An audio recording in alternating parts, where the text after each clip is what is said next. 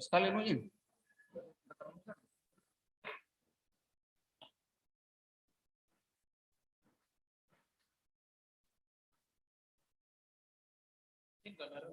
Enak ini.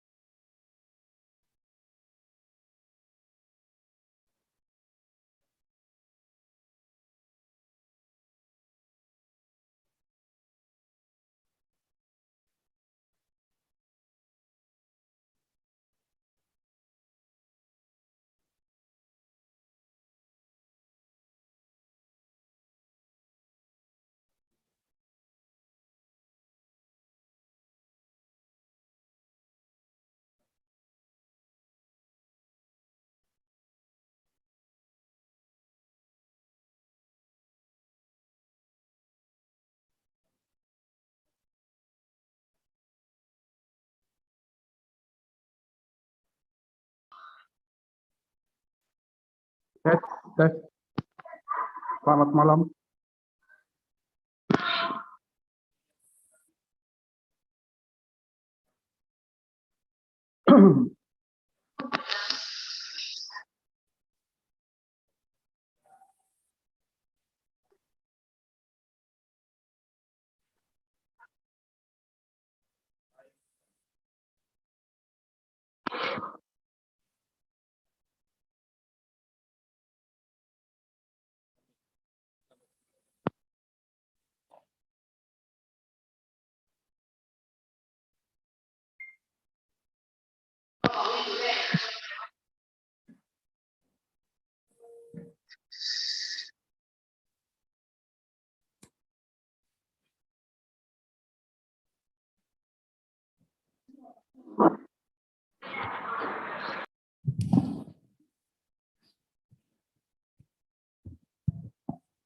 Tes.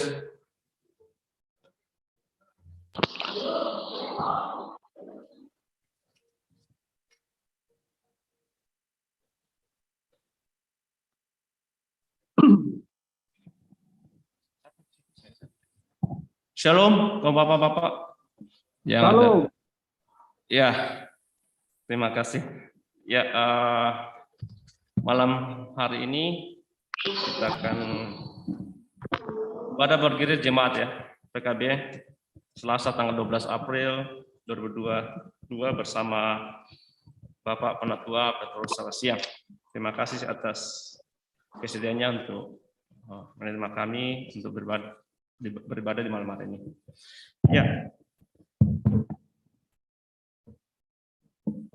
Ya, kedengaran ya di rumah, Bapak-bapak? Kedengaran, Pak. Oke. Ya, mari kita siapkan hati kita untuk memulai ibadah malam hari ini. Saya bangkit jemaat untuk berdiri untuk menyanyikan Mas PKB. GT.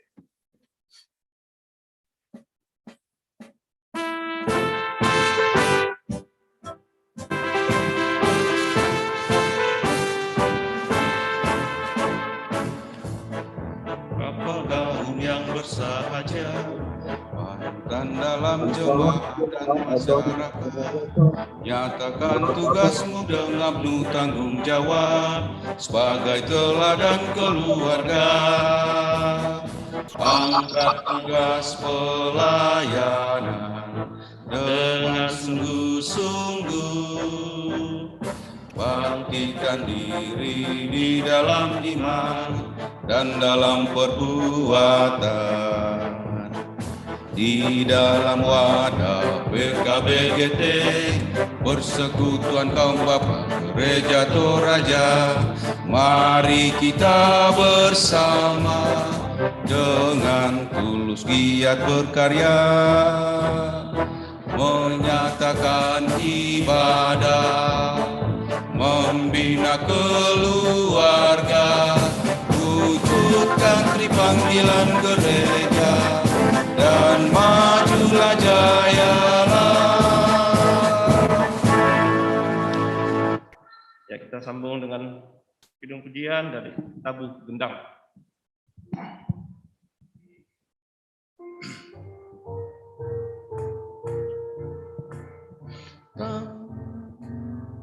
Tabu gendang sambil menari, nyanyikan lagu yang merdu, bunyikanlah gambus kecapi, mari memuji Allahmu. Karya besar yang agung benar telah dilakukannya terhadap umatnya.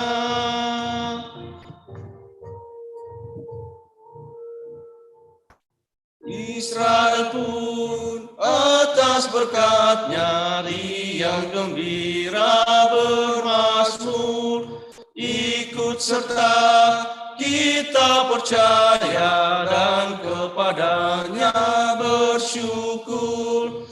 Tuhanlah baik, kasih-Nya ajaib kekal selamanya.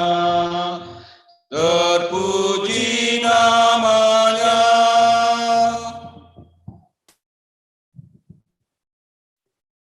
Saudara-saudara yang dikasihi oleh Tuhan, bahwa ibadah ini berlangsung dalam nama Allah Bapa, Anak dan Roh Kudus.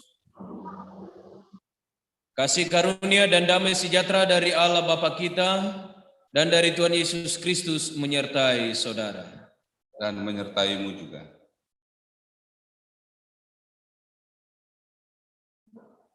Ya, kita masuk dalam ruang percakapan dengan keluarga.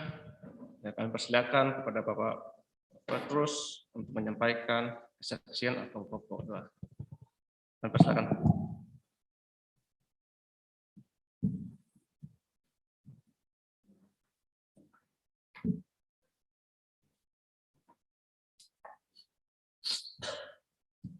Terima kasih, Bapak Gapin. Selamat malam dan shalom. Terima kasih atas kesempatan yang diberikan kepada kami untuk menyampaikan kesaksian dan sekaligus pokok doa, karena saya nggak sempat buat pokok doa karena nggak terlalu banyak kesibukanku tadi siang hingga sore, akhirnya lambat pulang.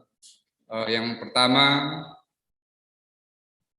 kami sekeluarga mengucap syukur bahwa kami tetap diberkati Tuhan dalam hidup dan keseharian kami. Secara khusus kami keluarga, kami syukuri bahwa Tuhan senantiasa ada bersama-sama dengan kami. Itu yang pertama. Dan yang kedua, kami juga bersyukur bahwa ternyata yang diidam-idamkan bukan cuma anak kami, tapi semua mungkin anak sekolah adalah beribadah secara tatap muka sudah mulai 100%. Dan ternyata anak saya itu sangat antusias semenjak diberlakukan mulai hari Senin kemarin. Itu yang kedua. Dan yang ketiga adalah ini sekaligus kami titip dalam doa bahwa kami menginginkan, atau harapan kami keluarga, secara khusus kami berempat, bahwa kami berharap anak kami Lawrence suatu saat bisa mendapatkan suatu pekerjaan, dan sudah berapa tempat untuk tes, bahkan sudah wawancara tapi belum ada hasil. Mohon dukungan kita supaya Tuhan realisasikan, tapi bukan kehendak kami atau kehendak kita yang jadi, tapi kehendak Tuhanlah. Kami mohon didukung dalam doa. Dan yang berikut adalah kami bersyukur walaupun kami baru mengalami kedukaan, oleh karena kami ditinggal oleh, kami katakan orang tua, karena kami anggap juga sebagai orang tua angkat kami yang meninggal di Papua hari Senin yang lalu dan sudah dimakamkan di Papua. Dan saya bersyukur bahwa saudara-saudara, kakak saya dan keluarga sudah balik dari sana untuk memakamkan orang tua kami di sana. Itu yang keempat, dan yang berikut adalah tugas dan tanggung jawab kami, baik itu saya bahkan Mama Loren di rumah. Dan yang berikut adalah orang tua kami, baik yang ada di Rantepo bahkan yang ada di Sangala, yang dalam masa tua. Kami harap supaya mereka senantiasa diberkati Tuhan dalam aktivitas keseharian mereka. Dan yang berikut, sanak saudara dimanapun mereka berada, secara khusus orang tua kami yang ada di sini, yaitu Tante Mama Joni dan Bapak Joni, Bapak Robi, mohon maaf Bapak Robi dalam masa tua, dan juga anak-anak mereka dalam tugas dan aktivitas mereka. Dan juga kami bergumul dengan adik kami, Robi. Kami tidak perlu sebutkan bahwa anak kami bergumul bersama dengan adik kami Robi. Kiranya cobaan yang dialami, kiranya Tuhan senantiasa membuka jalan terbaik buat kami semua, akan buat anak terkasih Robi. Dan juga kami bersyukur bahwa ternyata hujan malam ini tidak menghalangi kita, dan kami bersyukur bahwa ternyata kita semua antusias untuk datang beribadah. Dan secara khusus Bapak Ibu dan saudara-saudara yang mungkin dari rumah, kami dari gedung gereja menyampaikan selamat malam dan selamat bergabung dalam rangka ibadah syukur kami, ibadah PKB kami malam hari ini. Kiranya dukungan doa dari Bapak Ibu dan saudara-saudara yang ada di rumah menjadi kekuatan bagi kami untuk senantiasa menapaki hidup dan keseharian kami. Mungkin itu yang bisa kami sampaikan, kurang lebihnya mohon maaf. Selamat malam dan shalom.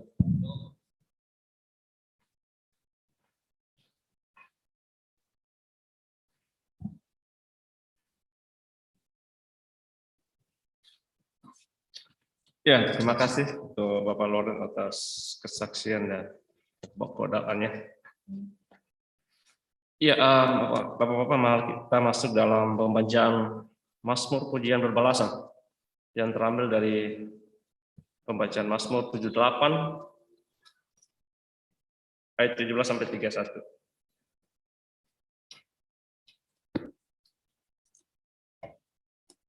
Pembacaan Mazmur 78 ayat 17 sampai yang 31.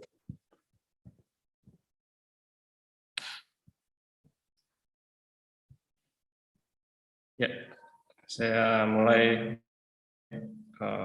untuk yang teks keluar dan Bapak-Bapak yang teks dalam. Firman Tuhan berbunyi demikian. Tetapi mereka terus berbuat dosa terhadap Dia dengan memberontak terhadap yang maha tinggi di padang kering. Mereka mencobai Allah dalam hati mereka Dengan meminta makanan menuruti nafsu mereka. Mereka berkata terhadap Allah, Sanggupkah Allah menyajikan hidangan di padang gurun? memang Ia memukul gunung batu sehingga terpancar air. Dan membanjir sungai-sungai. Tetapi sanggupkah Ia memberikan roti juga? Atau menyediakan daging bagi umatnya? Sebab itu ketika mendengar hal itu Tuhan gemas. Api menyala menimpa Yakub, bahkan murka bergejolak menimpa Israel. Sebab mereka tidak percaya kepada Allah, Dan tidak yakin akan keselamatan daripadanya. maka Ia membertakan awan-awan dari atas, Membuka pintu-pintu langit. menurunkan kepada mereka hujan mana untuk dimakan. dan memberikan kepada mereka gandum dari langit. Setiap orang telah makan roti malaikat. Ia mengirimkan perbekalan kepada mereka berlimpah-limpah. Ia telah menghembuskan angin timur di langit. Dan menggiring angin selatan dengan kekuatannya. Ia menurunkan kepada mereka hujan daging seperti debu banyaknya. Dan hujan burung-burung bersayap seperti pasir laut. Ia menjatuhkannya ke tengah perkemahan mereka. Sekeliling tempat kediaman itu, Mereka makan dan menjadi sangat kenyang. Ia memberikan kepada mereka apa yang mereka inginkan. Mereka belum merasa puas. sedang makanan masih ada di mulut mereka. Maka bangkitlah murka Allah terhadap mereka. Ia membunuh gembong-gembong mereka dan menewaskan teruna-teruna Israel. Amin. Ya, untuk merespon pembacaan Mazmur pujian kita mengangkat pujian Ku Berbahagia.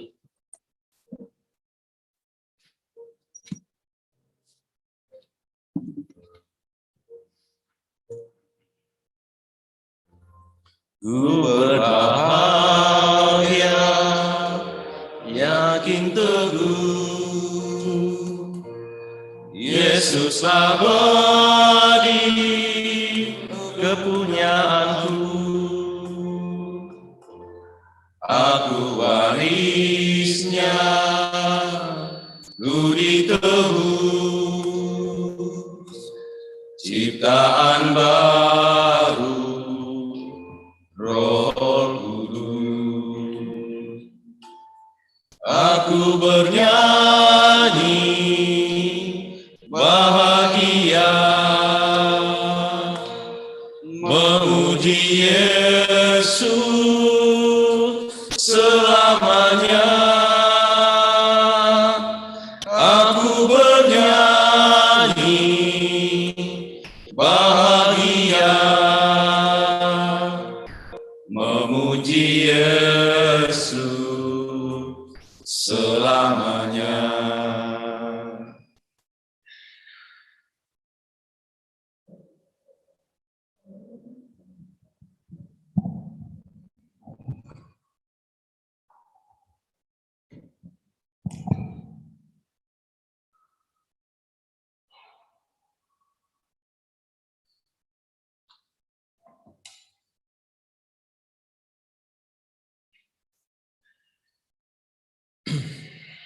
Bapak Petrus Sarasiang, bersama dengan kaum Bapak yang dikasihi oleh Tuhan, mari mempersiapkan bacaan kita pada saat ini. Bacaan kita adalah bacaan kedua dalam Minggu Palmarum. Terdapat dalam Filipi pasal 2 ayat yang pertama sampai ayat yang ke-11.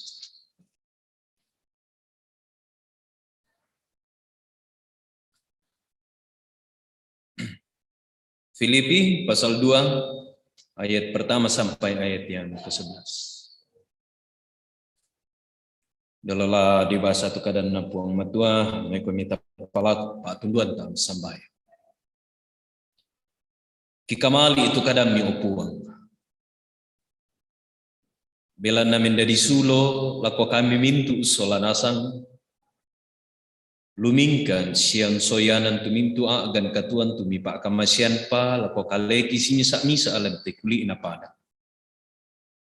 Paran nupaiman kan upuang kumua tontong tu kadami laung panunduk sialan nada ikan ni umpoga utumintu pak koreamni andaya tu katuang ki tontong kiangga diolomala adi ini siala kupadang ki ma'rupa tahu pasakit tahu mitulang tale ambun kadami upuang sia mintu kombongan masalo mi ondong pi tutoruan ambe lante kombongan Efrata bonta.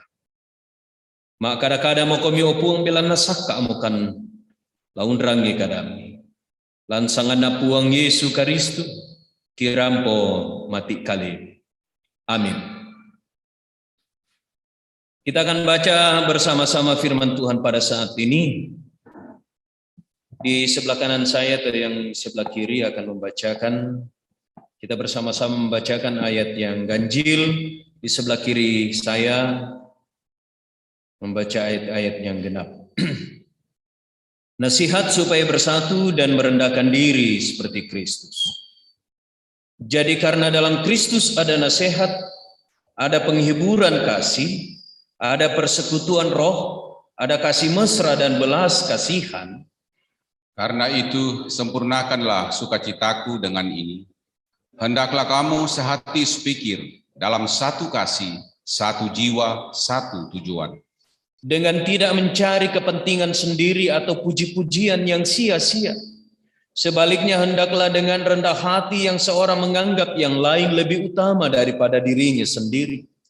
Dan janganlah tiap-tiap orang hanya memperhatikan kepentingannya sendiri, tetapi kepentingan orang lain juga.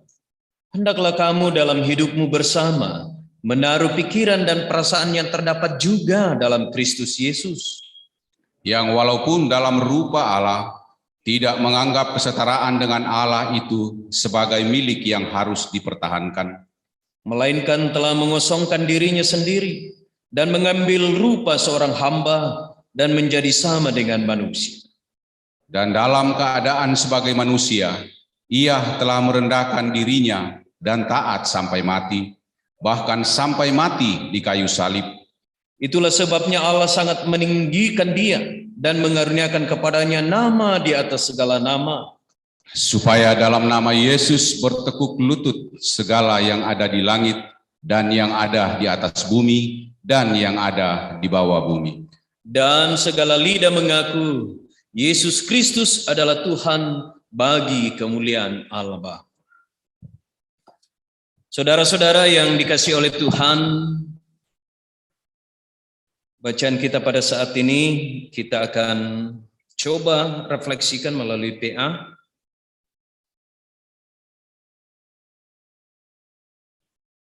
Dan saya tetap mengangkat judul dari Minggu Palmarum pada saat ini, Teguh seperti gunung batu.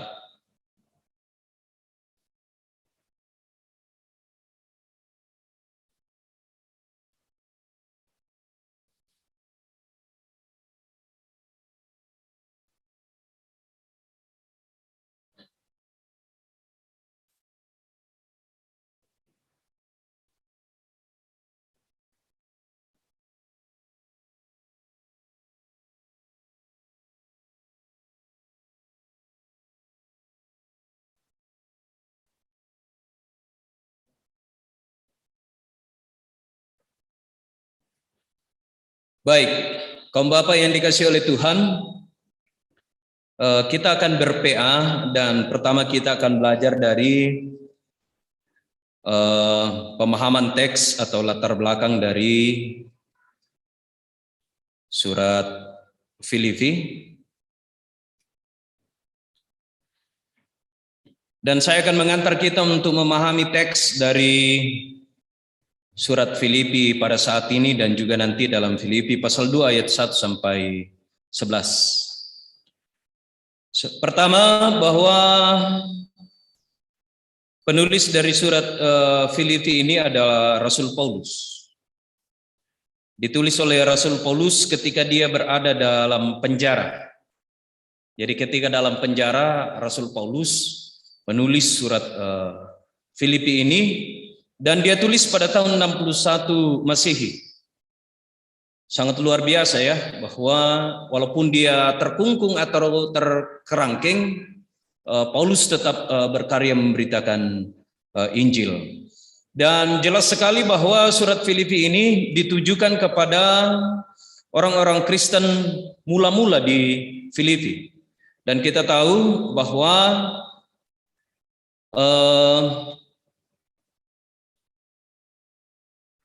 surat Filipi ini atau jemaat Filipi ini didirikan oleh Rasul Paulus bersama dengan teman-temannya. Didirikan oleh Paulus di benua Eropa. Jadi ini jemaat pertama yang ada di Eropa, dan latar belakang dari kota Filipi adalah kota kosmopolitan. Artinya terdiri dari banyak latar belakang dan sosial yang berbeda. Saya kira kalau kita mau mengacu mungkin sama dengan Jakarta ya, terdiri dari latar belakang sosial budaya suku yang sungguh luar biasa macamnya. Dan salah satu latar belakang pada pasal sebelumnya pada ayat yang kedua, Paulus mengirim ucapan terima kasih atas pemberian jemaat melalui Epafroditus. Artinya jemaat memberikan tanda kasih sayang, perhatian kepada Paulus di Roma. Karena itu kemudian pada Pasal 1, bagaimana Paulus kemudian mengucapkan terima kasih kepada jemaat di Filipi. Kemudian yang kedua, latar belakang dari surat Filipi ini, Paulus meneguhkan dan menghiburkan jemaat untuk senantiasa bersukacita atas apapun yang mereka alami, termasuk ketika mereka mengalami penderitaan. Jadi itu juga beberapa indikator atau indikator kedua nasihat Paulus kepada jemaat di Filipi untuk tetap meneguhkan, menghiburkan walaupun mereka berada dalam penderitaan. Kemudian yang ketiga, Paulus mengajar jemaat untuk belajar merasa cukup seperti dirinya. Ketika di penjara, Rasul Paulus tetap merasakan syukur dan belajar merasa cukup walau keadaan sulit apapun, sehingga dia tetap kokoh bagaikan gunung batu. Kemudian dalam teks Filipi pasal 2 ayat 1 sampai 11, mungkin bisa dilanjutkan, Pak.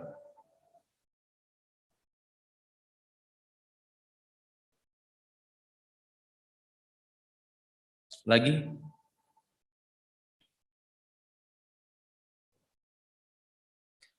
Nah, kita akan belajar pada teks Filipi pasal 2 ayat 1 sampai 11.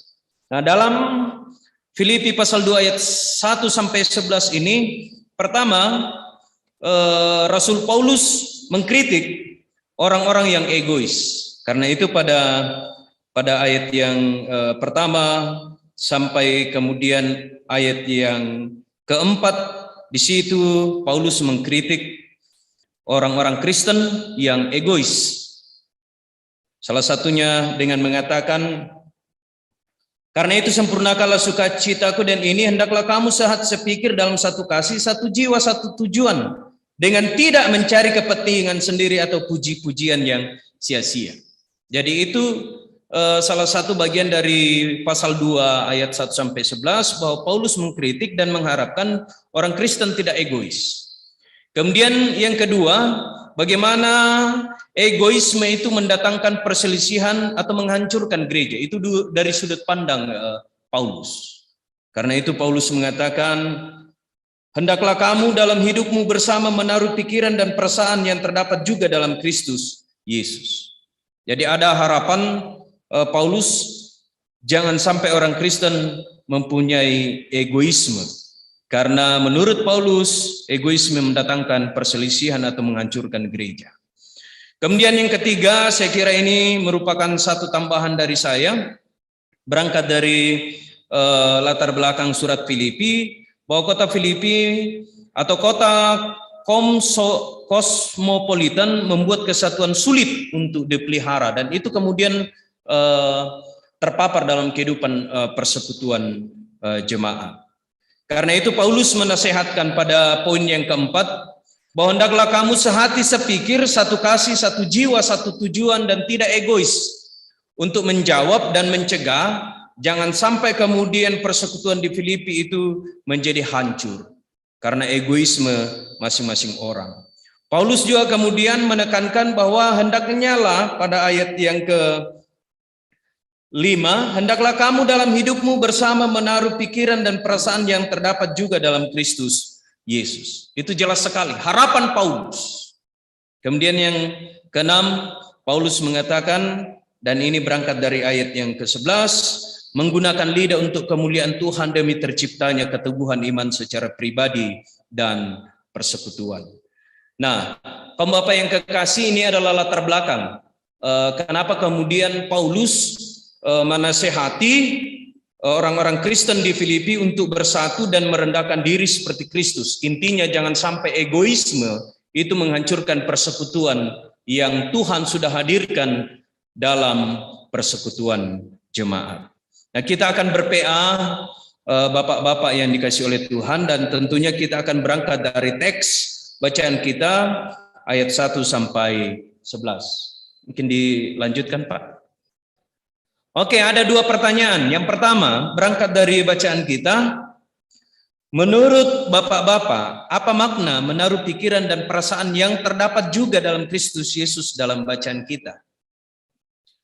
Apa makna Atau apa yang Paulus mau katakan dengan mengatakan menaruh pikiran dan perasaan yang terdapat juga dalam Kristus Yesus dalam bacaan kita. Saya kira itu jelas ya.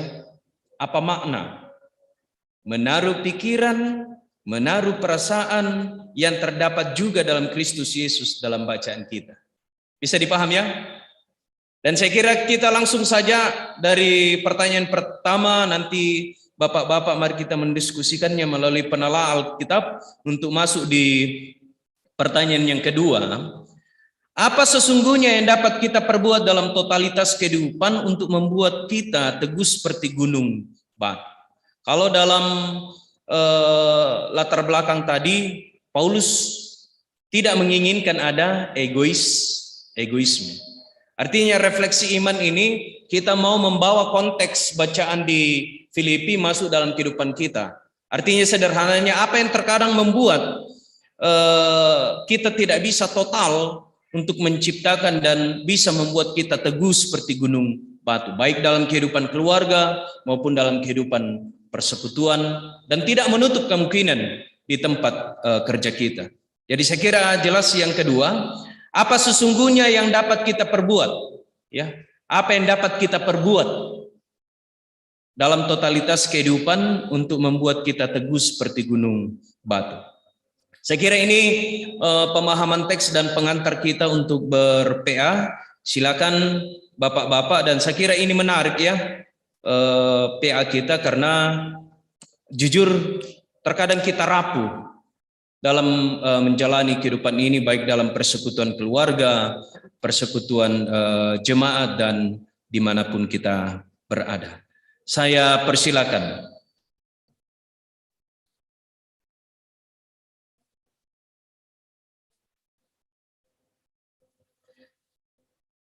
Pertanyaan pertama, menurut saudara apa makna menaruh pikiran dan perasaan yang terdapat juga dalam Kristus Yesus dalam bacaan kita? Ayat yang kelima ya.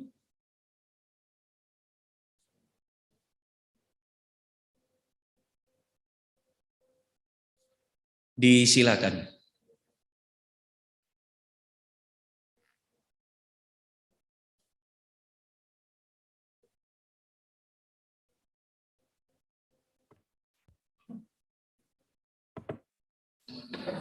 Oh, dari rumah. Ada yang dari rumah? Silakan, Pak.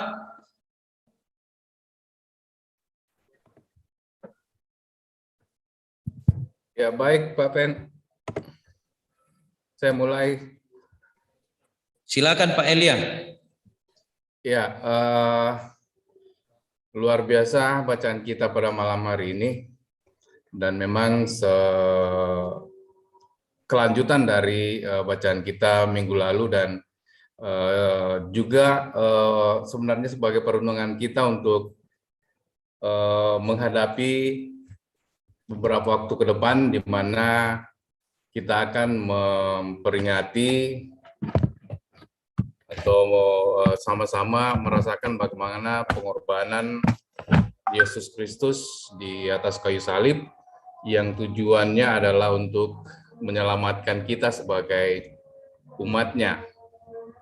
Ya, merujuk kepada kehidupan kita pada saat ini, sebagai pengantar juga tadi bahwa diceritakan di dalam kehidupan jemaat pada Filipi itu ya juga relevan dengan kehidupan kita berjemaat pada saat ini, di mana kehidupan kita berada di dalam wilayah yang terdiri dari banyak asal daerah gitu ya.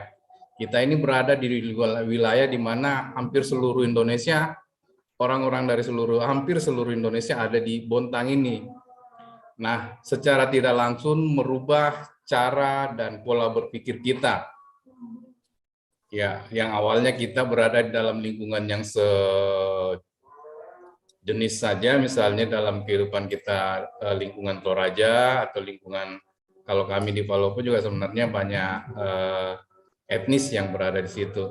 Nah, hal tersebut merubah cara kita untuk bersikap dan bertingkah laku.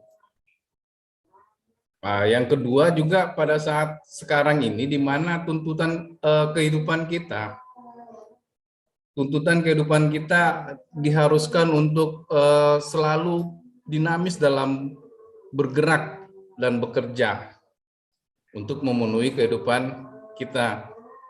Nah, akhirnya imbasnya kepada sosialisasi kita kepada ya sesama kita, jemaat kita sendiri, lingkungan kita di tempat rumah kita berada, akhirnya semakin berkurang akibat tuntutan ya pekerjaan lah, kalau kita boleh ambil contohnya.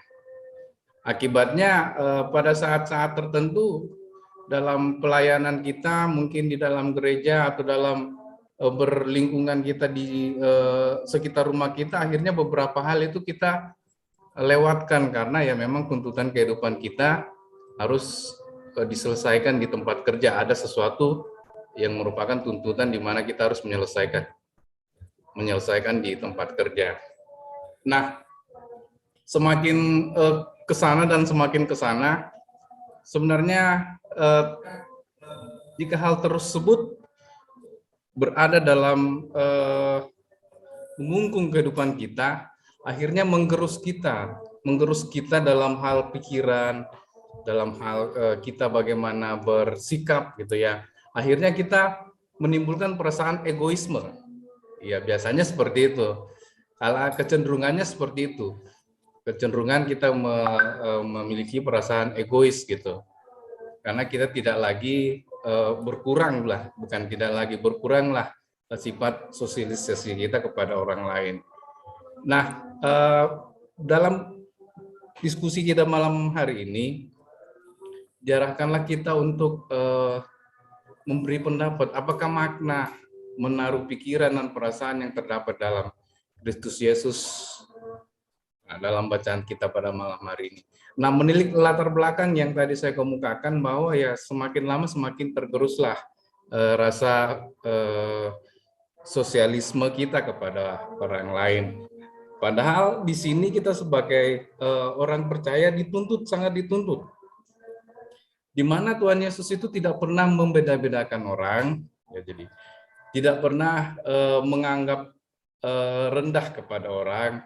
Jadi semua orang itu dianggapnya adalah saudara atau welcome siapapun itu, maupun tingkatan asal gitu, suku dari manapun, ataupun dia berasal dari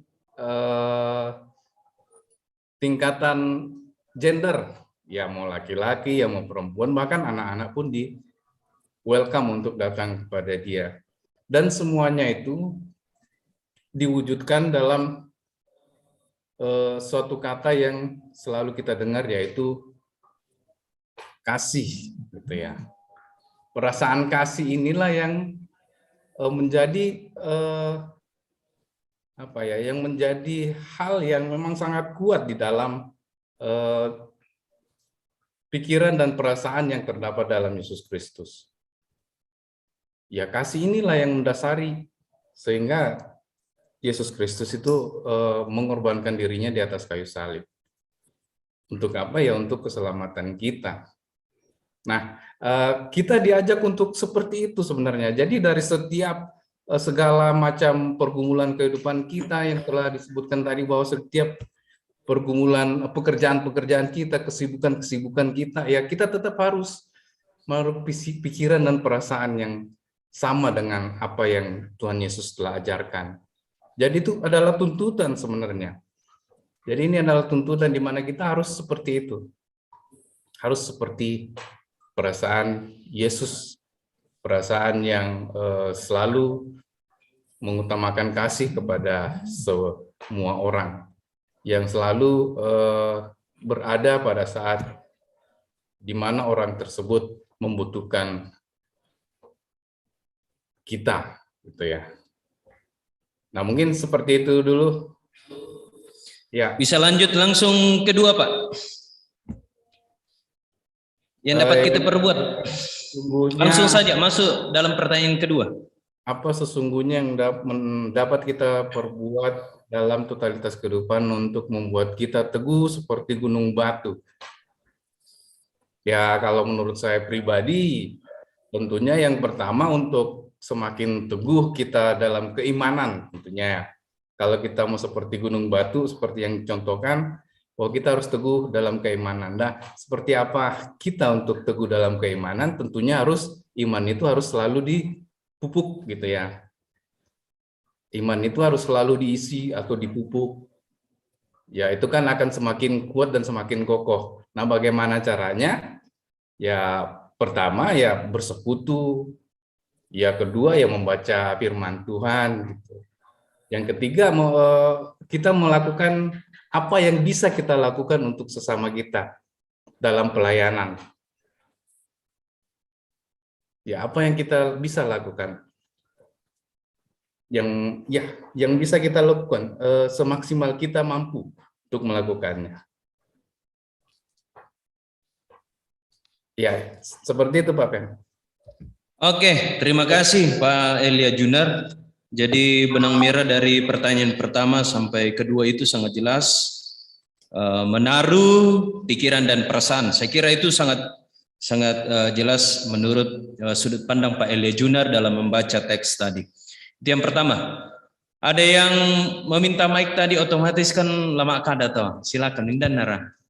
Ya. Pak Griman, silakan Pak. Ya. Shalom. Shalom. Yo Bung Emelo.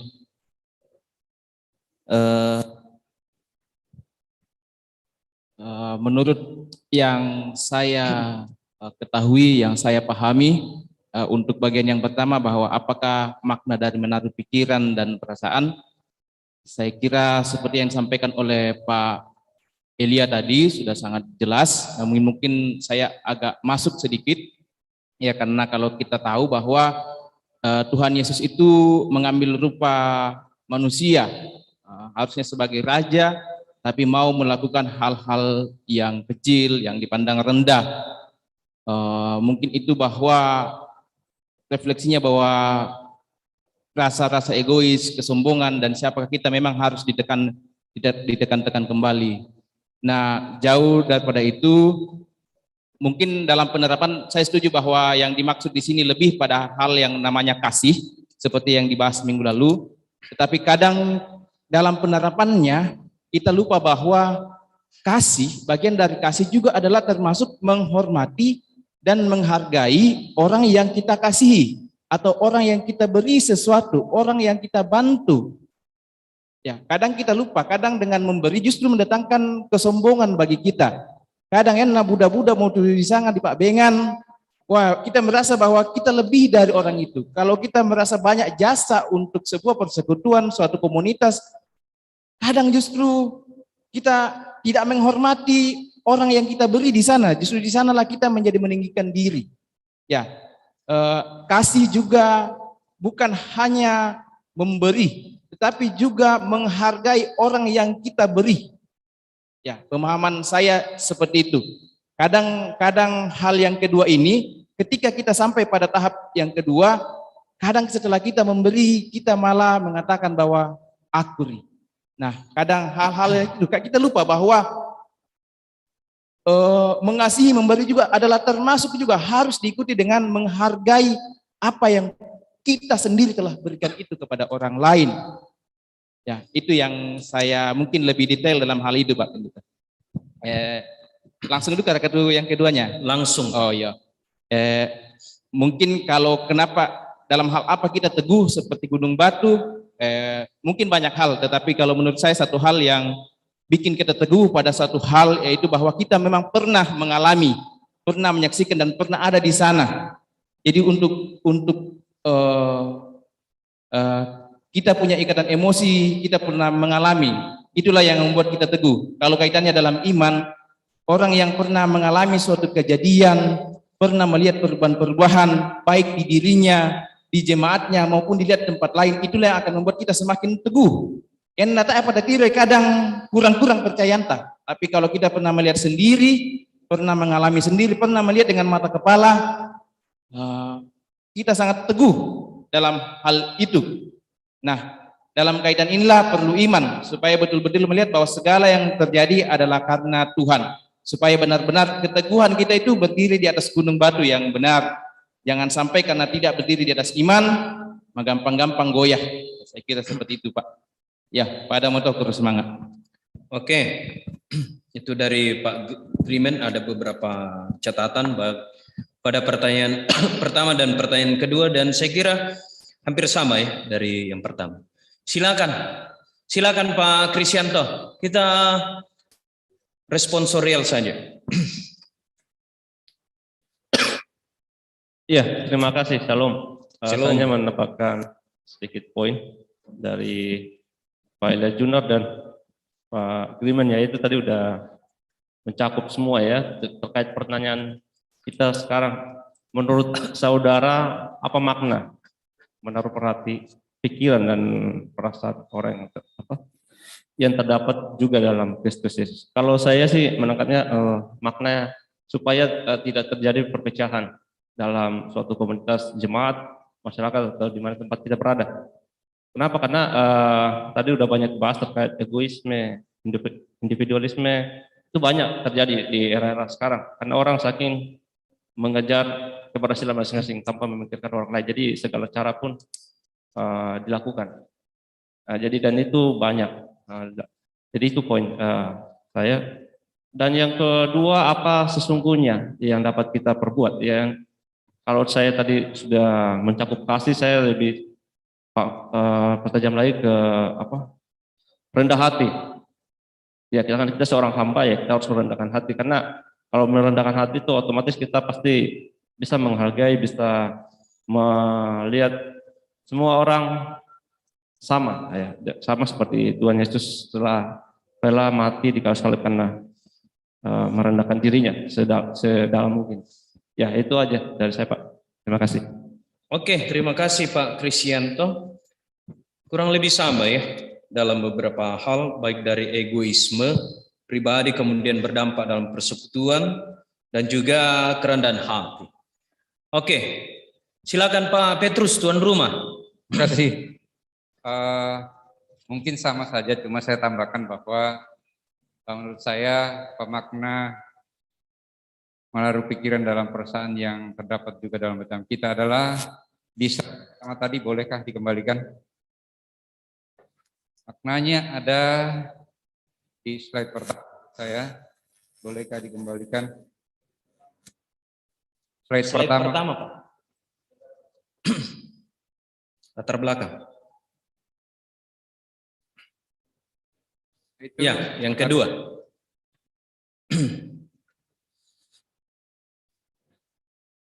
Sorry, yang kedua berarti, sorry. Yang kedua. Sorry.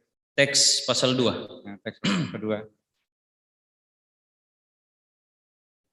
Menurut saya ada di situ,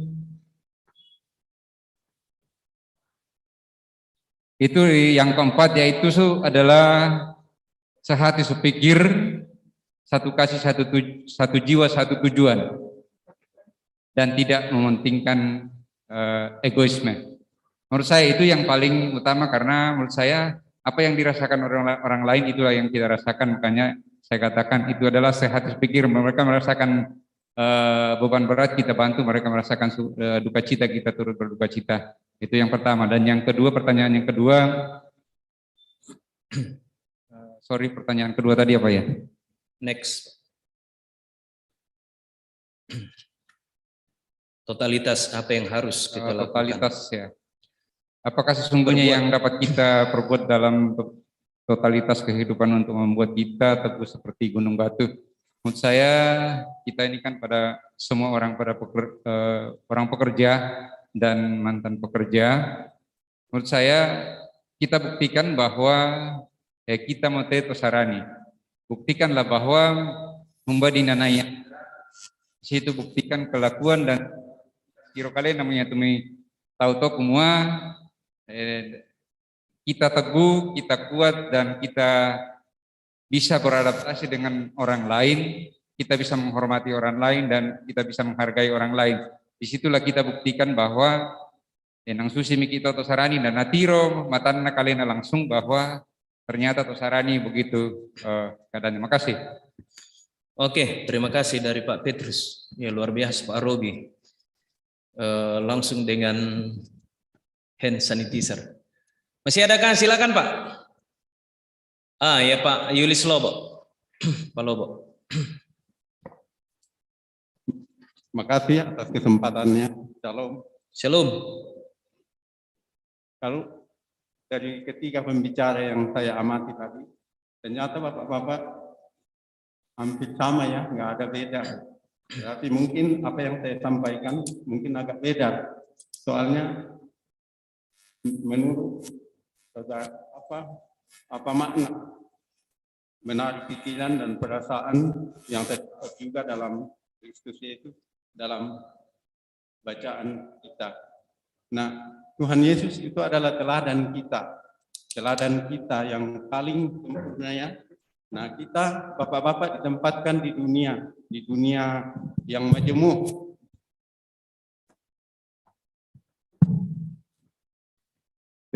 Kita ditempatkan di dunia yang majemuk, di mana kita berbeda-beda dengan orang lain. Ya, secara khusus ya bagi saya berbeda banyak sekali perbedaan dengan orang lain. Nah, disitulah kita menampakkan siapa kita. Kita tentunya secara khusus di bulan ini ya, bulan Ramadan. Saya di tempat kerja karena semua berpuasa. Saya paling malu loh bapak-bapak kalau saya minum atau makan di situ. Jadi mendingan saya pulang atau ikutlah berpuasa. Jadi di situ kita betul-betul memperlihatkan, menampakkan kepada orang lain ada perbedaan loh dengan orang-orang lain. Kita tentunya beda karena memang teladan kita yang teladan yang kita punya teladan yang kita akan ikuti. Memang ada ayat yang mengatakan bahwa kamu harus selaras dengan panggilanmu. Jadi dimanapun kita ditempatkan, sekalipun saya ingat pepatah yang mengatakan begini, emas itu sekalipun dibuang di tempat sampah, dia tidak akan pernah berubah. Dan itu nyata dalam kehidupan kita. Itulah yang mestinya juga kita alami. Dimanapun kita ditempatkan, iman kita tidak akan pernah berubah. Walaupun di tengah-tengah yang mayoritas sekalipun, kita tidak akan pernah berubah kalau memang kita punya iman. Seperti di pertanyaan yang kedua, menjadi teguh seperti gunung batu. Jadi itu aja bapak-bapak yang boleh saya sampaikan, bahwa sebenarnya kita punya teladan dalam hidup ini. Dimanapun kita ditempatkan, di tengah-tengah keadaan yang bagaimanapun, tentunya kita akan menampakkan seperti apa yang diperankan oleh Tuhan kita. Demikian apa yang saya sampaikan. Terima kasih. Oke, terima kasih Pak.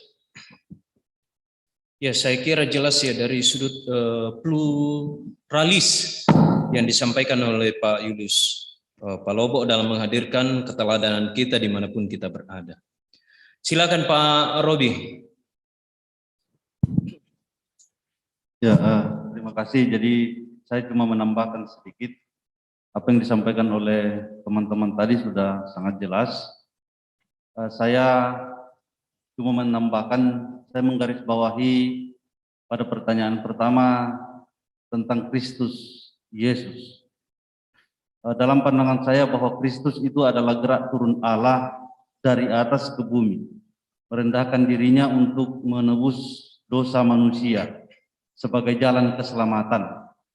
Nah, dalam pandangan saya bukan perspektif kasih saja yang mau ditunjukkan oleh Paulus di sini, akan tetapi lebih mendalami bahwa kehadiran Yesus Kristus itu sebagai juru selamat.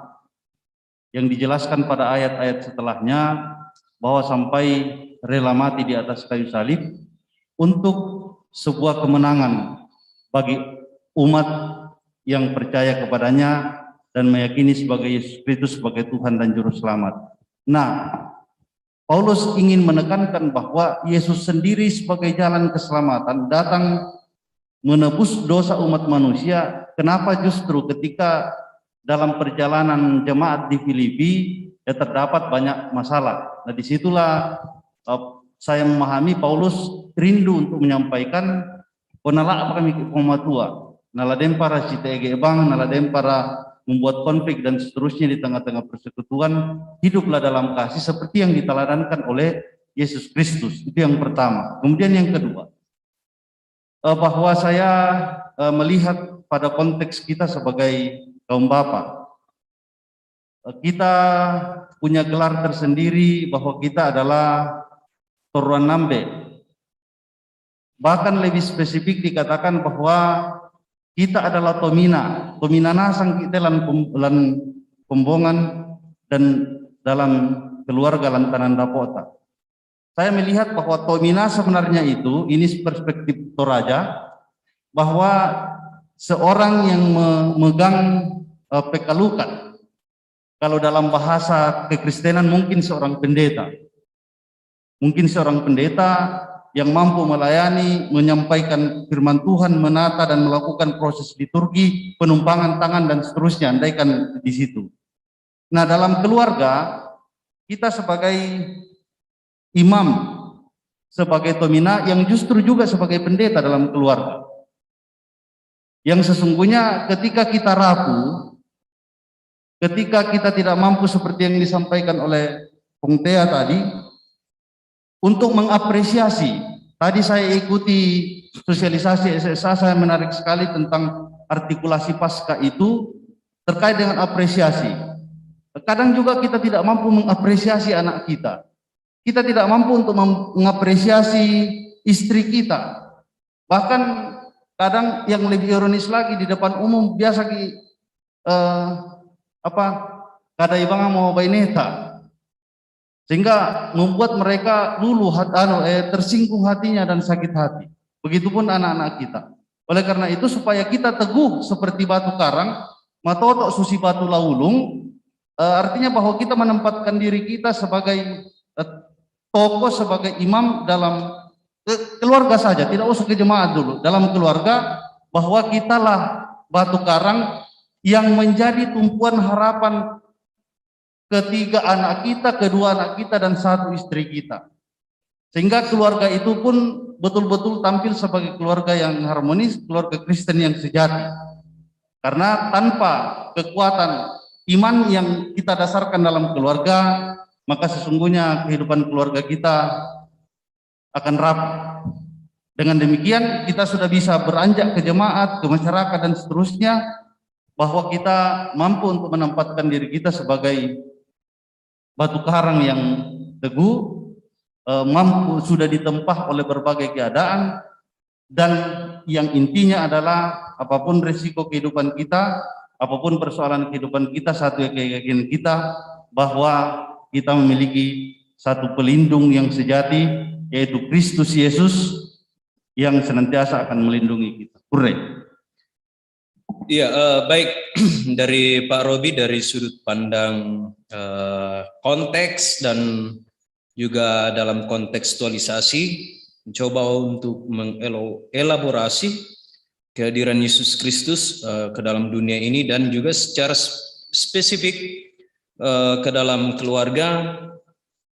Bapa atau kita Toruan Nambe adalah imam. Jadi memang arah keluarga kita juga lebih banyak ditentukan oleh teguh tidaknya seorang bapa rumah tangga. Saya kira itu jelas yang disampaikan oleh Pak Robi Tolanda. Masih adakah?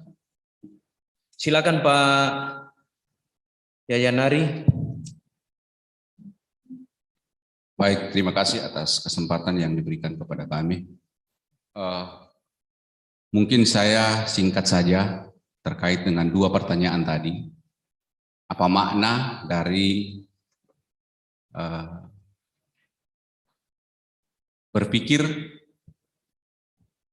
di dalam Kristus Yesus, dan apa yang membuat kita bisa menjadi teguh seperti batu karang.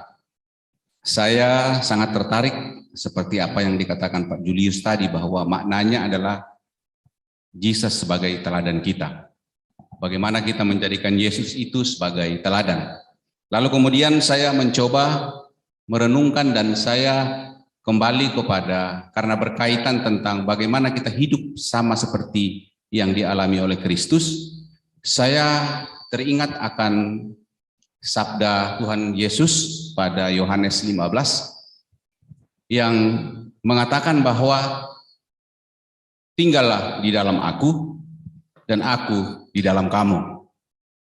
Tinggallah di dalam aku dan aku di dalam kamu. Lalu kemudian pasal dengan perikop yang berbeda mengatakan bahwa supaya sukacitamu menjadi penuh. Sukacitamu menjadi penuh.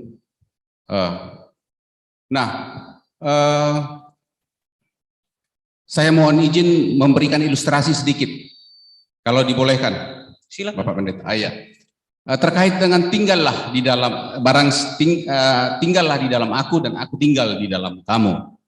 Saya ingin mencoba berbagi cerita, pengalaman, bahkan mungkin ini menjadi kesaksian saya ketika saya mulai join di kapal praktek pada tahun 1995. Kebetulan kami waktu praktek itu ada 2 kadet. 1 kadet dari Jakarta, 1 kadet dari Makassar. Satu jurusan, sama-sama satu jurusan dengan saya. Saya adalah jurusan mesin. Nah, jadi anak ini luar biasa Pak bandelnya dan selalu bikin kesel. Ini kaitannya dengan yang disampaikan, latar belakang yang disampaikan egoisme, kesombongan, karena menurut saya egoisme itu sedikit lagi sombong. Di atasnya sedikit itu udah sombong sebenarnya. Setiap hari selalu melakukan hal-hal yang membuat saya marah dan saya nggak bisa bayangkan itu baru 2 bulan. Sementara kita harus praktek itu bersama dengan dia 1 tahun, Pak. Saya berpikir baru 2 bulan aja saya stres seperti ini, apalagi 1 tahun. Jadi kalau setiap pagi, kalau di kapal itu pagi itu kita breakfast, kita ketemu di salon, dia selalu menepuk saya. Halo bro, bagaimana kabar? Kerjaan sudah selesai? Jadi kami tuh kalau diperintah, dikasih tugas sama pimpinan, dia taunya cuma melapor. Jadi pada saat pimpinan nggak ada yang kerja, dia duduk-duduk aja, yang ngerjain saya. Saya sampai kesel, saya marah, saya bilang bagaimana ini, saya mau hindari bagaimana, namanya kita di kapal cuma panjangnya 280 meter, mau lari kemana kita itu? Akhirnya saya berdoa, saya bilang Tuhan tolong ubahkan dia. Saya sudah tidak tahan lagi sama orang ini. Kalau tidak, saya pukul dia. Jadi terus begitu pagi-pagi ketemu dengan harapan bahwa setelah berdoa akan ada perubahan, ternyata masih sama. Kopi yang saya bikin itu dia minum, selalu begitu. Jadi udah saya bikin langsung diminum. Terima kasih bro, katanya. Saya tambah kesel. Saya ini orang bagaimana ini caranya ini supaya saya bisa ini. Lalu kemudian kebetulan dia Nasrani. Kapal masuk di alongside di Tokyo, kemudian kami dijemput oleh, ada namanya kalau di Jepang itu ada namanya Christian Simon Mission. Jadi orang-orang Kristen yang menjemput orang ke kapal lalu kemudian dibawa beribadah. Saya doakan sepanjang ibadah itu mudah-mudahan teman saya ini bisa berubah. Jangan lagi bikin saya kesal, kopi saya dimakan, diminum, makanan kesukaan saya kalau saya simpan di kulkas itu dihajar juga sama dia. Pulang dari sana, pagi-pagi berharap ada mujizat, ternyata masih sama juga, kopi saya diembat juga. Waduh, saya bilang ini bagaimana ini. Akhirnya saya seiring berjalannya waktu itu sudah 8 bulan. Saya ingat 8 bulan, saya kemudian pada saat itu saya bilang, saya ada sedikit rada-rada mengetes Tuhan sebenarnya Pak. Saya bilang saya mau tes ini, sudah banyak saya berdoa, malam ini saya akan berdoa. Saya ingin lihat di mana mujizat Tuhan, apa Tuhan betul-betul mendengarkan saya apa tidak. Jadi saya berdoa supaya saya sudah capek berdoa Tuhan, terserah Tuhan dah, berbuat apa yang Tuhan mau. Bagaimana caranya, yang penting saya bisa tidak kesal lagi sama itu orang. Pagi-pagi saya bangun. Saya masuk di tempat makan, dia sudah di dalam. Dia langsung balik. Selamat pagi bro. Dari kamar itu saya kesal. Saya bilang kalau saya ketemu, selamat pagi bro. Lalu kemudian saya jawab, Shalom, selamat pagi, brother. Kaget saya. Ini pengalaman pribadi, Pak. Saya kaget. Saya yang tadinya kesel kalau dia ngomong itu nggak pernah saya jawab. Nggak pernah saya jawab. Bahkan kadang-kadang kalau ngomong tuh saya balik belakang begini. Begitu dia ngomong selamat pagi, langsung saya bilang, Shalom, selamat pagi, bro. Wih, saya jawab. Kaget saya, kok saya jawab. Sudah gitu, saya pergi bikin kopi. Dan saya nggak tahu apa yang terjadi. Saya kemudian buatkan dia kopi juga, Pak. Baru kemudian saya kasih. Saya bilang, Tuhan, bukan ini maksud saya. Kok jadi begini? Sudah saya kasih kopi itu, lalu saya bilang, oh bro, minum bro. Lalu kemudian dia bilang, mari kita berdoa. Dia yang pimpin doa. Setelah berdoa, saya langsung sadar bahwa inilah cara Tuhan. Jadi bukan dia yang berubah, tapi saya yang harus berubah. Saya kemudian kembali kepada pembacaan yang saya kutip tadi dari Yohanes, bahwa tinggallah di dalam aku dan aku di dalam kamu. Ketika kita tinggal di dalam Tuhan, tidak ada masalah. Tidak ada lagi yang seperti sering dikatakan Pak Pendeta, batu sandungan, akar kepahitan. Semua itu hilang, lepas. Jadi yang saya doakan tadi, supaya dia berubah, ternyata Tuhan, bukan dia yang berubah, bukan dia yang diubahkan Tuhan, saya yang diubahkan Tuhan. Ini yang menurut saya, ini jawaban daripada pertanyaan yang pertama dan yang kedua tadi. Bagaimana supaya kita menjadi kokoh? Jawabannya adalah, tinggallah di dalam Tuhan dan Tuhan di dalam kita, maka sukacita kita akan menjadi penuh. Karena kalau belum penuh, tidak akan bisa berbuat apa-apa. Dia harus luber sukacita itu. Kalau cuma pas-pas saja, belum bisa dirasakan oleh orang lain. Dia harus luber, dia harus flowable. Jadi itu mungkin dari saya, Pak Ben. Terima kasih. Oke, terima kasih. Jadi sebuah refleksi iman ya, yang tentunya berangkat dari pengalaman kerohanian, bagaimana kemudian Tuhan menjawab doa kita dengan cara Tuhan sendiri. Perumpamaan tentang pokok anggur yang benar. Dan saya kira itu luar biasa ya.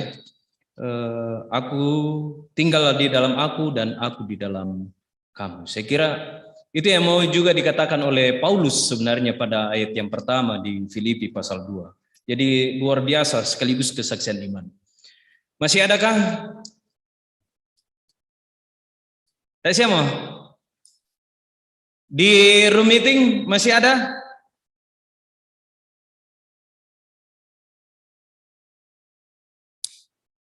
Sudah tidak ada ya? Baik, saya tidak akan menyimpulkan bapak-bapak yang kekasih, luar biasa ya. Bagaimana kemudian kita memahami latar belakang dari Filipi, surat Filipi ini secara khusus pada pasal yang kedua, bagaimana kemudian sebuah harapan dari Paulus kepada semua umat-umat Kristen yang memang ada kecenderungan akan terjadi perpecahan karena itu tadi egoisme dan sebagainya. Karena itu pada pertanyaan yang pertama ini sangat jelas kata kuncinya dalam Kristus Yesus. Apa yang ada dalam Kristus Yesus, kan itu yang kemudian dijabarkan oleh Paulus pada ayat yang pertama. Jadi karena dalam Kristus, berarti dalam Kristus, tidak ada di luar dari Kristus. Ada nasihat, ada penghiburan kasih, ada persekutuan roh, kasih mesra dan belas kasihan, maka itulah yang harus kemudian mengejawantah dalam persekutuan orang-orang Kristen, baik pribadinya, keluarganya, bahwa akan sehat sepikir, satu kasih, satu jiwa, dan satu tujuan. Jadi jelas sekali ya, seperti yang kaum bapak katakan tadi, bahwa intinya sebenarnya adalah kasih. Ya, karena betul-betul ketika kasih itu mengejawantah, kalau meminjam bahasanya Pak Bapak Rayata tadi, ada kedengkolan, ada kemarahan, tetapi kasih itu tetap ada dalam diri kita, memampukan kita pada akhirnya melihat bahwa ternyata cara Tuhan luar biasa untuk menjawab setiap pergumulan dan persoalan yang ada. Kemudian yang kedua, saya tertarik dengan sebuah ungkapan, saya tidak usah menyebut dari siapa, tapi saya membahasakan bahwa seorang Kristen itu betul-betul akan teguh seperti gunung batu apapun yang terjadi dalam kehidupannya ketika dia memandang kehidupannya dari sudut pandang Allah. Karena ada kaum bapak yang tadi mengatakan bahwa kita melihat segala sesuatu itu, bahwa itulah cara Allah membentuk kita. Dan memang harus seperti itu. Kalau kita melihat kehidupan kita dari sudut pandang Allah, apapun yang terjadi dalam kehidupan kita, kita akan mengaminkan semua Tuhan yang merancang kehidupanku. Sepahit apapun. Dan ada satu refleksi kehidupan yang saya dapatkan selama hidup saya hingga pada saat ini. Karakter seseorang itu akan terlihat ketika dia dihina, ketika dia direndahkan, ketika dia dicaci maki. Karakter seseorang akan terlihat ketika mengalami hal tersebut. Lalu pertanyaannya, siapa yang tidak berubah? Karakter siapa yang tidak berubah ketika mengalami hal tersebut? Tuhan Yesus kan sangat jelas. Walaupun dia diusir dari kampung halamannya, dia dicaci maki, dan segala kehinaan dia tanggung, dia tidak berubah. Dia tidak berubah. Dia tetap penuh dengan kasih, bahkan mengajar juga kita untuk mengasihi. Jadi saya kira kaum bapak yang dikasihi oleh Tuhan, pengejauhan tahan dari firman Tuhan pada saat ini, menaruh pikiran dan perasaan yang juga terdapat dalam Kristus. Saya kira juga benar yang dikatakan tadi, tinggallah di dalam aku dan aku di dalam kamu. Dan intinya mari senantiasa dan terus serupa dengan Kristus. Serupa dalam hal apa? Dalam kasih Kristus yang mengejawanta dalam segala konteks yang kita alami. Karena itu Bapak Ibu dan saudara-saudara, teguh seperti gunung batu itulah harapan dan kerinduan Tuhan Yesus. Dan saya kira kita akan bisa mencapai tingkatan seperti ini sekali lagi ketika kita memandang kehidupan kita dari sudut pandang Allah. Roh Kudus nolong dan menyertai kita. Amin.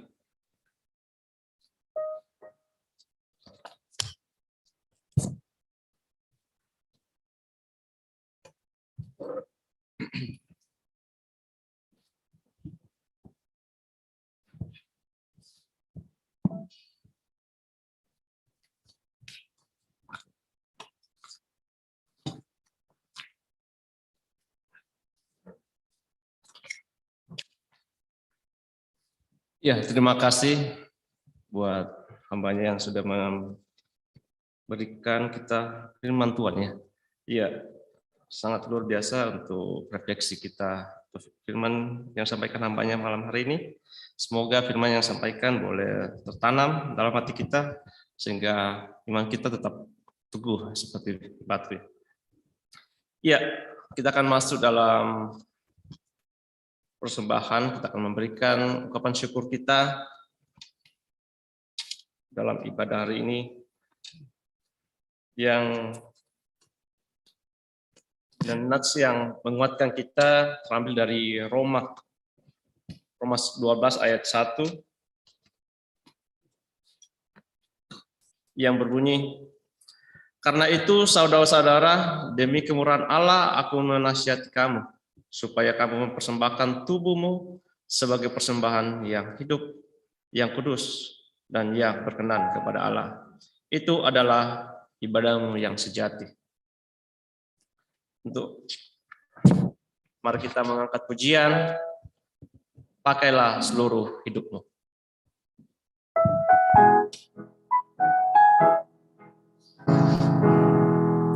Pakailah seluruh hidupmu dalam ladang dunia, tiap harta dan talentamu pergunakan baginya. Berkat Tuhan tersedia bagi orang yang meminta. Dia tahu yang kau duga. Ini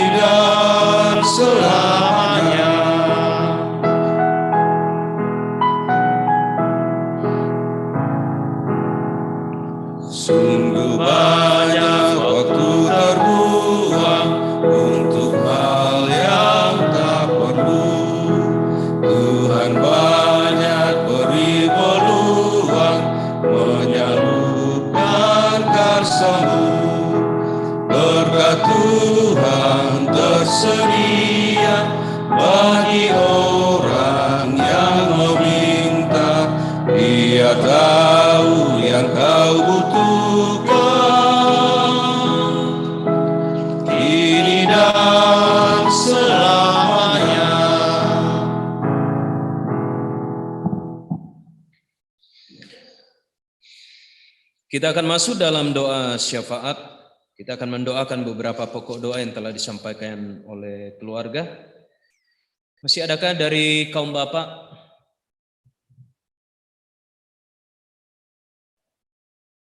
Baik, Pak Daria Sudidi akan berangkat besok ke Balikpapan, tugas dan tanggung jawab. Masih adakah? Pak Daud Parinding ke Toraja ya, Sebuah dan duka cita ya. Ya. Dan kita juga akan mendoakan semua duka cita yang dialami oleh jemaat Tuhan. Ya. Pak Enos Sailo masih di Sangatta ya, DBD. Baik, kaum bapak yang dikasih oleh Tuhan, kita satu dalam doa syafaat, kita berdoa. Selalu ada peluangnya Tuhan sebuah persekutuan baik di tengah-tengah keluarga kami, di jemaat kami, dimanapun kami berada ketika egoisme lebih kuat dan terlakukan dalam kehidupan kami dibanding kasih, dibanding kerendahan hati, dan mau memandang kehidupan kami dari sudut pandang Allah. Karena itu Tuhan, kami boleh bersyukur bahwa dalam menelaah Alkitab firman Tuhan pada malam hari ini, Roh Kudus menuntun, memampukan kami untuk memahami bahwa Tuhan Yesus dan di dalam Tuhan Yesus ada kasih, ada penghiburan, ada nasihat, ada kasih mesra dan mengejawanta dalam hidup yang penuh dengan damai sejahtera. Karena itu ya Allah, mampukan kami untuk juga menaruh perasaan, pikiran dan totalitas kehidupan kami dalam keserupaan melalui keteladanan dan yang telah diperbuat oleh Tuhan Yesus, dan juga tidak pernah membeda-bedakan siapapun dalam menyatakan kasih. Bahkan ketika kami menyatakan kasih menolong orang lain dengan apa yang ada pada diri kami, maka kami pun menghargai dan menghormati orang yang kami kasihi, sehingga tidak ada dan tidak akan pernah ada keangkuhan, kesombongan ketika kami mampu menolong dan mengasihi orang lain, tetapi yang ada adalah rendah hati. Karena itu ya Roh Kudus, tolonglah kami, sehingga dalam tantangan apapun yang dapat menggoda kami, menjatuhkan kami dalam mengejawantahkan kasih Kristus yang sungguh luar biasa, akan memampukan kami akan tetap teguh seperti gunung batu. Iman kami tidak akan pernah goyah. Iman kami tidak akan pernah luntur. Komitmen kami untuk terus melayani tidak akan pernah timbul tenggelam, tetapi kami akan konsisten menyatakan kasih yang Tuhan Yesus telah teladankan bagi kami. Jadikan kami sebagai kaum bapa menjadi imam dalam rumah tangga masing-masing kami, menjadi suami yang berketeladanan dalam kesetiaan, menjadi orang tua yang membimbing dan mengajar anak-anak kami. Karena pendidikan, tempat pendidikan dan edukasi pertama di tengah-tengah dunia ini adalah dalam keluarga. Jadikan kami sebagai suami dan ayah yang penuh dengan kasih. Terima kasih atas firman kebenaran-Mu pada saat ini Tuhan. Kami bersama-sama datang berdoa dan mendoakan Bapak Petrus Sarak Siang dalam kehidupan keluarga. Mereka bersyukur atas kesehatan yang Tuhan tetap limpahkan dan nyatakan. Karena itu sempurnakanlah sukacita dan syukur mereka.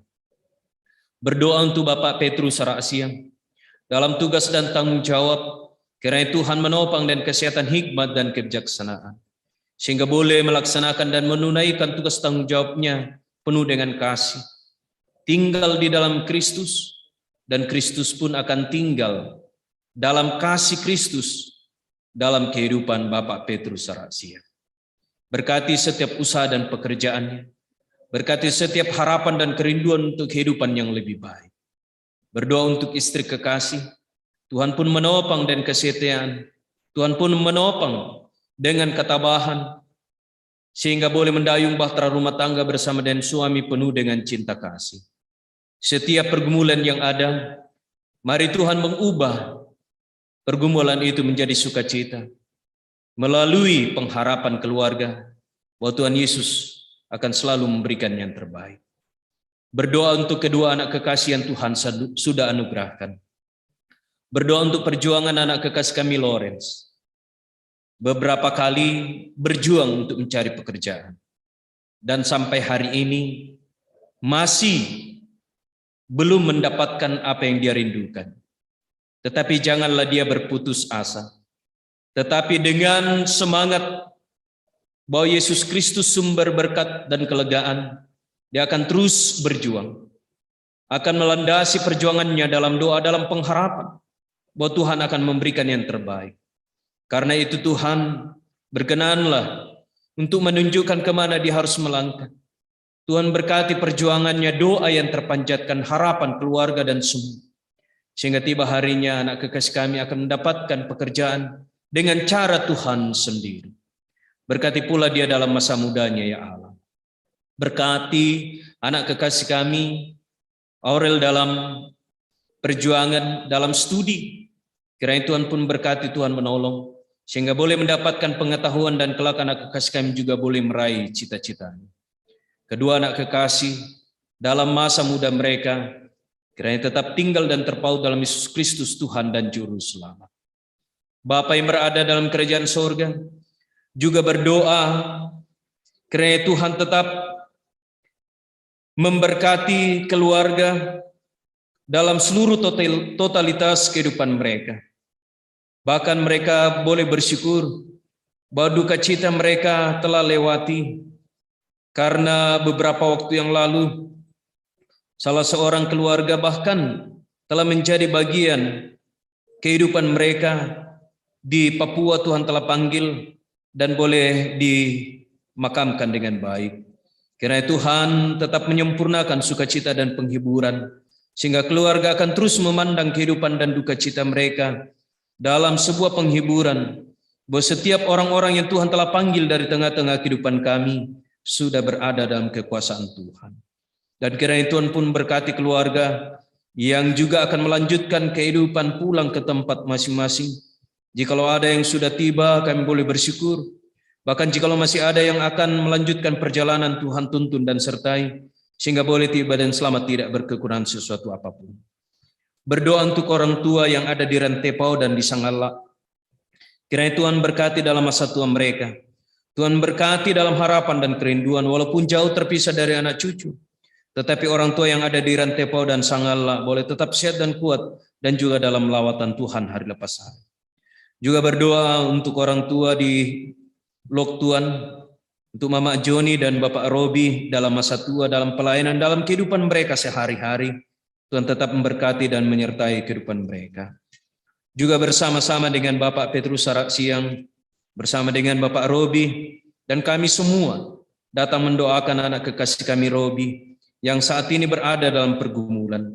Tuhan tahu pergumulan ini begitu berat Tuhan, baik bagi saudara kekasih kami dan juga orang tua. Karena itu Tuhan, kami mohonkan kekuatan penghiburan. Tuhan tetap menopang dan kesehatan, kekuatan, memberkati segala proses yang akan terjalani, dan biarlah pergumulan ini akan berlalu, dan tiba harinya anak kekasih saudara kekasih kami Robi akan kembali berkumpul bersama dengan keluarga. Seluruh harapan dan kerinduan Bapak Petrus Sarak Siang kami serahkan ke dalam tangan kasih-Mu. Tuhan berkati dan Tuhan menuntun.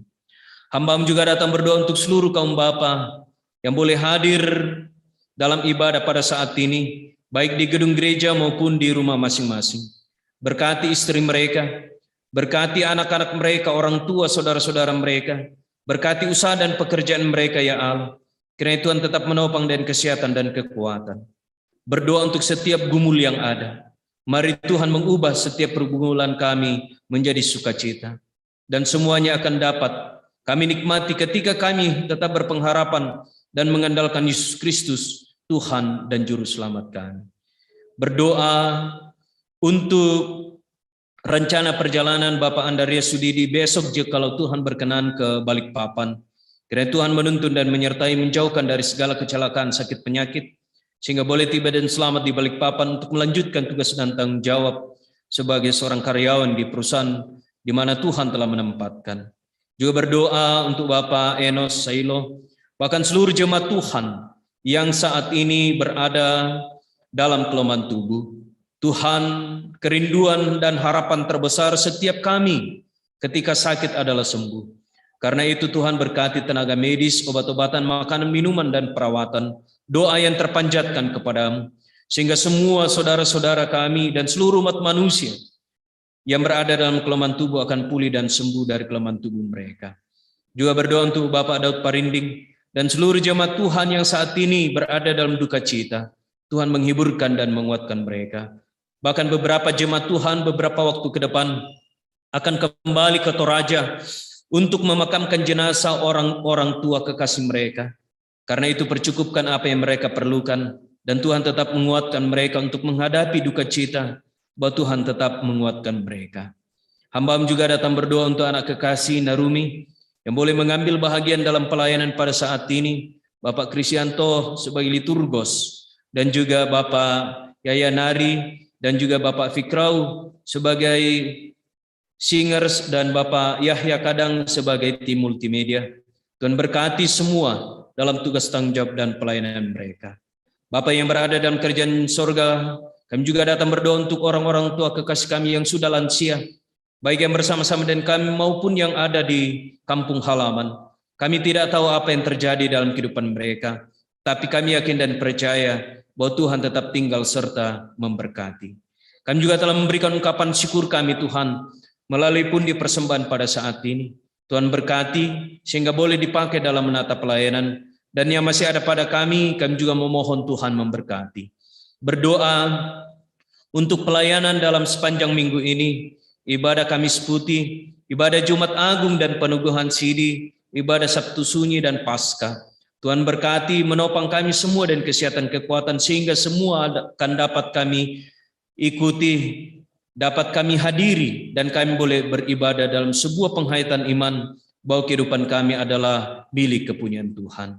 Berdoa untuk segenap pembangunan fisik gedung gereja dan sarana prasarana yang ada. Tuhan percukupkan apa yang kami perlukan, secara khusus dalam pembangunan pastori, biarlah selesai tepat pada waktunya.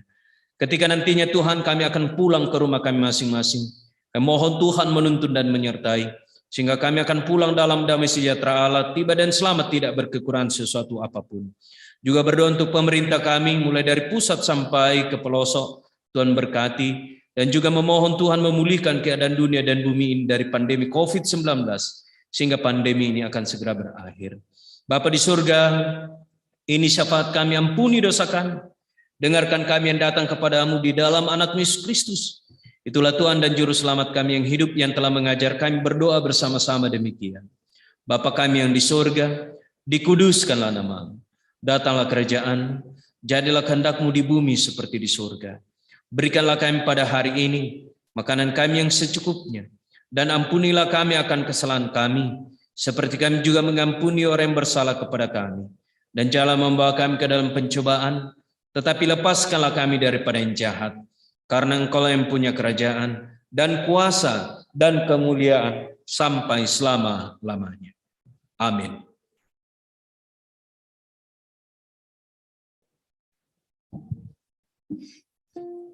Bapak-bapak kita berdiri dan kita akan menyanyi pujian dari Berbahagia Tiap Rumah Tangga.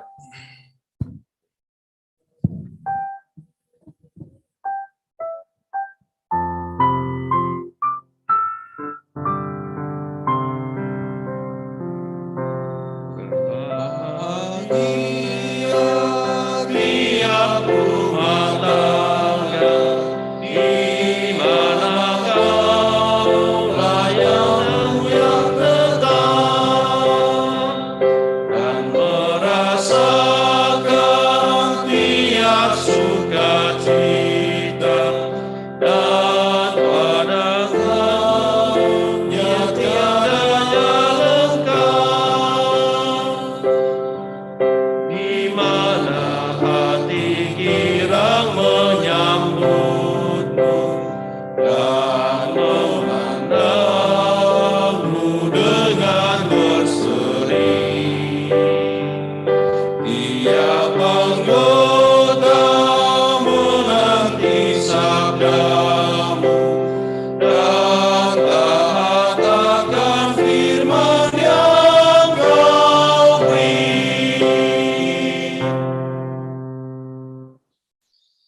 Bapak Petrus Raksiang bersama dengan keluarga, bahkan kaum bapak yang dikasih oleh Tuhan, baik yang ada di gedung gereja maupun di rumah masing-masing, pergilah, nyatakanlah perasaan dan pikiran dalam Kristus Yesus yang penuh dengan kasih yang selalu akan mengajar kita untuk senantiasa mengasihi dalam kondisi apapun.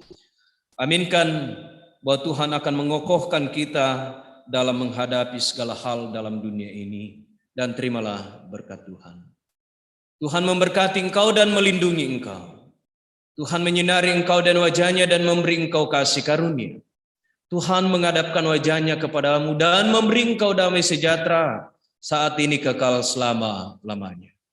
Amin.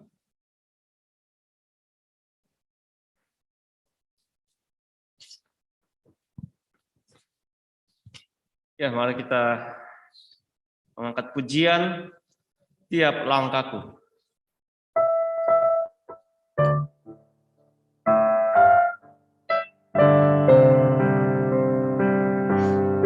Langkahku diatur oleh Tuhan dan tangan kasih-Nya memimpinku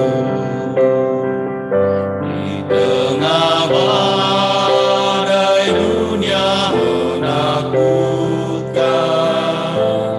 Hatiku tetap tenang teduh, tiap langkahku ku tahu yang Tuhan pimpin ke tempat tinggi-Ku diantarnya, hingga sekali nanti aku tiba di rumah Bapa surga yang bakal. Untuk pujian, untuk menutup serangkaian ibadah kita, mari kita mengangkat pujian dari himne PKBGT.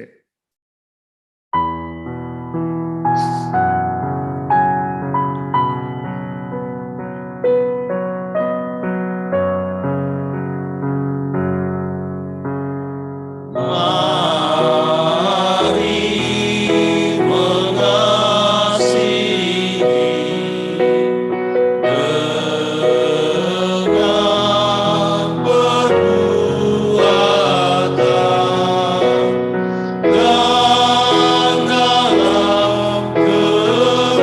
dalam kebenaran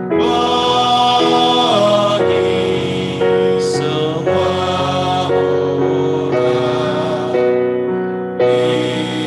Itulah jiwa bakti dalam tugas mulia, persekutuan kaum Bapa, Gereja Toraja,